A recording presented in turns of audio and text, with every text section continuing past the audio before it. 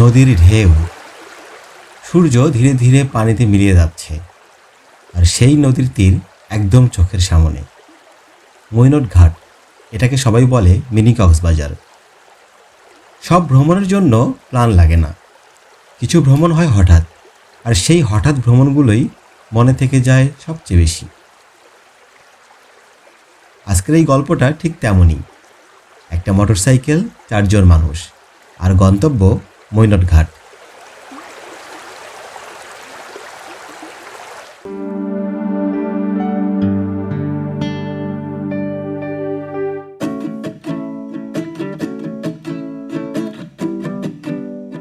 আমি, মৌ, আবিশা আর আবেশ শহরের ব্যস্ততা আর ক্লান্তি পিছনে ফেলে বেরিয়ে পড়েছিলাম একটু শান্তির খোঁজে। যাত্রাটা শুরু হয় মহৎপুর থেকে। চেনা রাস্তা, চেনা কোলাহল, কিন্তু মনটা তখনই বুঝে গিয়েছিল আজকের দিনটা আলাদা হতে যাচ্ছে। বসিলা ব্রিজ পার হতেই ঢাকার শব্দগুলো ধীরে ধীরে ফিকে হয়ে গেল। চারপাশে বাতাস, খোলা আকাশ আর রাস্তার নতুন রূপ। আটিবাজার পেরিয়ে ঢুকে পড়লাম গ্রামের ভেতরে। একে বেঁকে চলে যাওয়া রাস্তা, দুই পাশে সবুজ মাঠ, গাছপালা আর গ্রামের সেই চিরচেনা নীরবতা। ভাই, নবাবগঞ্জের রাস্তা কোনটা সুবিধা হবে? নবাবগঞ্জের রাস্তা কোনটা সুবিধা হবে? যাই মেইন রোডে উঠে তারপর বামে যাব, ডাইনে যাব। এই নীরবতার মধ্যেই বাইক ছুটে চলে রোহিতপুরের দিকে। মনে হচ্ছিল রাস্তা যত এগোচ্ছে আমরা তত হালকা হয়ে যাচ্ছি।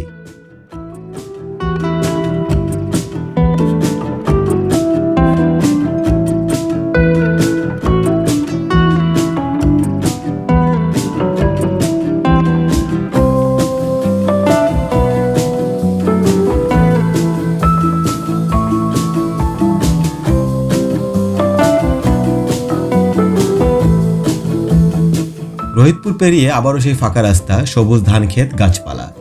রাস্তাগুলো এত সুন্দর যে কখন আমরা নবাবগঞ্জ উপজেলায় ঢুকে পড়েছি বুঝতেই পারিনি।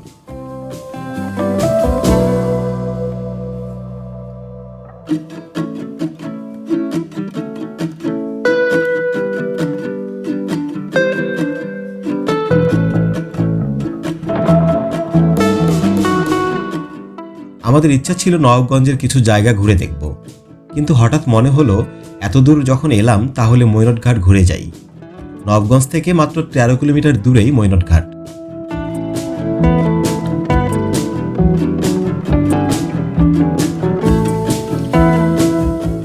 এই শেষ 13 কিলোমিটার যেন সবচেয়ে সুন্দর। রাস্তা কম, অনুভূতি বেশি। চারপাশের পরিবেশ দেখতে দেখতে সূর্যাস্তের আগেই চলে এলাম মৈনট ঘাটের খুব কাছে। আর ঠিক তখনই চোখের সামনে খুলে গেল পদ্মা নদীর বিশালতা। হ্যাঁ, আমরা পৌঁছে গেছি মৈনট ঘাটে। নদীর হাওয়া এসে মুখে লাগে, ঢেউয়ের শব্দ কানে বাজে, আর মনে হয় এই মুহূর্তের জন্যই তো আসা। এই বাবা, হ্যালো,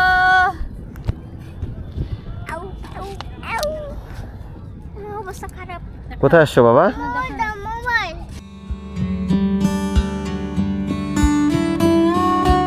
এখানে এসেই মনে হলো আশাটা সার্থক। নদীর বাতাস, মানুষের চলাচল আর চারপাশের প্রাণচাঞ্চল্য। কোথায় আসছো? মৈনট ঘাট। ও, মৈনট ঘাট। এটা কে রে? এটা হ্যালো বলো, হ্যালো।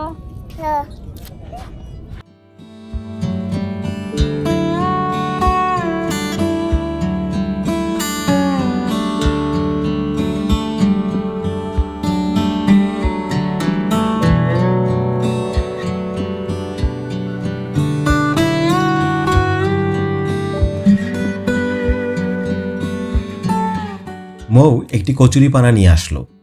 সাধারণ একটা জিনিস দিয়েই সে একটি পুতুল বানিয়ে ফেললো। কি করবা এই কচুরি বানা দিয়ে?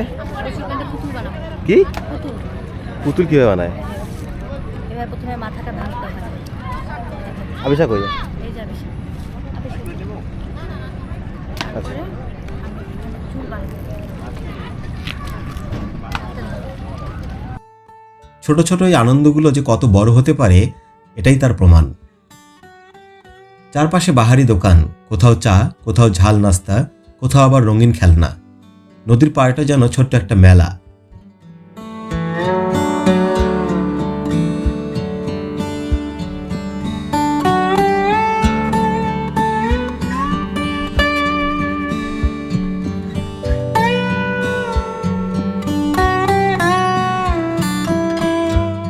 পদ্মার বুকে স্পিড বোট ছুটে চলছে, নৌকায় মানুষ এপার ওপার করছে, কারো মুখে উত্তেজনা, আবার কারো মুখে শান্ত হাসি।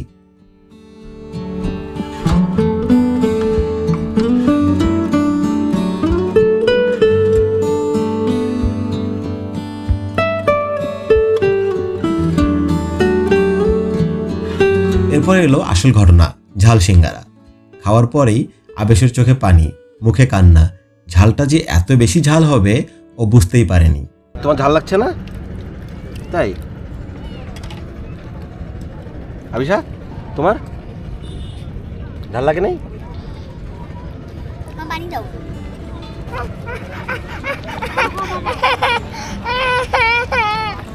পানি দাও। দিছে বাবা? ওই স্যার খায় না, আমি কমে যাবো, লালা ফেলো। ঝাল লাগছে? এই কান্নার মধ্যেই সূর্যাস্ত হতে লাগলো। আকাশ রং বদলাতে শুরু করলো। নদীর উপর কমলা রঙের আলো, পানিতে রঙের খেলা, আর মনে হচ্ছিল এই একটা মুহূর্তই সব ক্লান্তি ভুলিয়ে দেয়। মৈনট ঘাট আমাদের কাছে শুধু একটা ঘুরতে আসা জায়গা না, এটা হাসি, কান্না, ছোট ছোট স্মৃতি আর পরিবারের সাথে কাটানো একটা সত্যিকারের দিন।